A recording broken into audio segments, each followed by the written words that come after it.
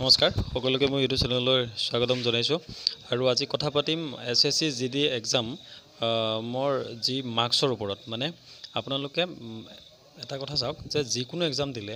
যেনেকৈ মেট্ৰিক দিয়ে higher secondary দিয়ে যিকোনো এক্সামৰ এটা 5 মাৰ্ক থাকে কোৱালিফাই মাৰ্ক তো SSCGDৰ কোৱালিফাই মাৰ্ক কিমান তো এই বিষয়ত আমি ভিডিঅ'টোত কথা পাতিম তো ভিডিঅ'টো আপোনালোকে শেষলৈ চাওক সৰ ওপৰত ক'ব গ'লে আপোনালোকৰ এতিয়া ফিজিকেল কাটঅফ আহিব তাৰপিছত আপোনালোকৰ মেডিকেল কাটঅফ আহিব তাৰপিছত মেৰিট লিষ্ট আহিব তো 3খন 4খন লিষ্ট বনি যায় তো এতিয়া আমি কথা পাতিম যে ফিজিকেলৰ কাটঅফ বা ফিজিকেলৰ মাৰ্ক কিমান পালে আপোনাক ৰানিং কৰিব মাতিব মানে গম পাইছে যে কিমান মাৰ্ক পালে আপোনাক ফিজিকেললৈ মাতিব কেটেগৰীলৈ SSCGDৰ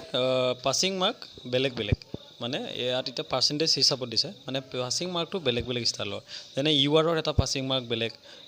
OBC আৰু EWSৰ পাছিং মাৰ্ক বেলেগ ST SCৰ পাছিং মাৰ্ক বেলেগ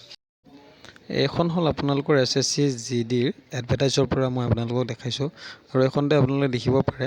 মই য'ত দাগ মাৰি দিছোঁ লাল দাগ তো তাত চাব পাৰে যে URৰ আপোনালোকে চাওক 30% পাছ মাৰ্ক আৰু OBC আৰু EWSৰ 25% আৰু বেলেগ কেটেগৰী অদাৰ কেটেগৰী মানে ST SCৰ 20% তো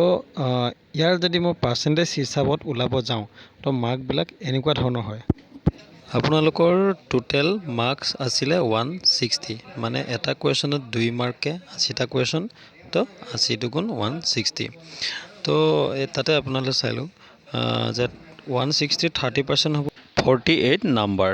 তো URত আপোনালোকে পাছ কৰিবলৈ 48 নাম্বাৰ লাগিব তেনেকৈ OBC আৰু EWSৰ 25% মানে 40 মাৰ্কছ তেনেকৈ ST আৰু SCৰ 20% মানে 32 মাৰ্কছ ইয়াত ST SC বুলি দিয়া নাই কিন্তু ইয়াত দিছে যে অল অদাৰ কেটেগৰিজ মানে ST SC আৰুতো এনেকুৱা আৰু কেটেগৰী নাই ST SC আছে তো গতিকে গম পালে আপোনালোকে সকলোৱে যে OBC কাটঅফ কিমান URৰ কাটঅফ কিমান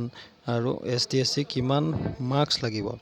মানে কিমান পাৰ্চেণ্ট বা কিমান মাৰ্কছ লাগিব আপোনালোকে ফিজিকেলত লিষ্টত নাম আহিবলৈ